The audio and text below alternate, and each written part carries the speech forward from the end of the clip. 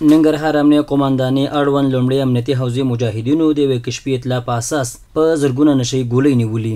د ننګرهار امنیه قوماندانۍ ویان سید طیب حماد وایي د لومړي امنیتي حوزې مجاهدینو 14,500 جیکب ګولۍ نیولي چې په تورې 2 تنه هم نیول شوي دي.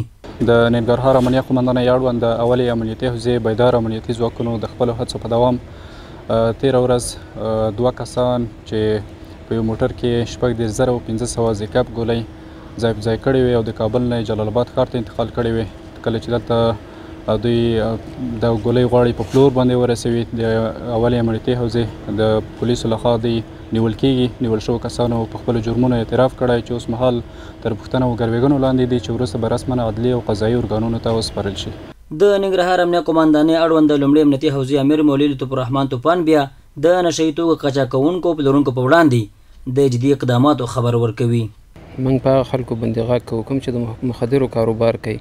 دغه ګولۍ د انسان ژوند تباه کوي.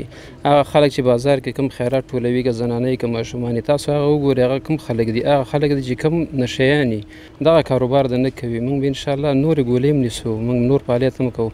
په ورته وخت کې د نشهیي توکو په تور نیول شوو کسانو په خپلو جرمونو اعتراف کړی. دا جیکب ګولۍ دا د کابل نه ما راروانې کړې وې دلته ننګرهار ولایت پورې ښاره پورې. د اولې حوزې مجاهدینو دلته ونیولو بېګا داسې شپږ نیم بجې وې.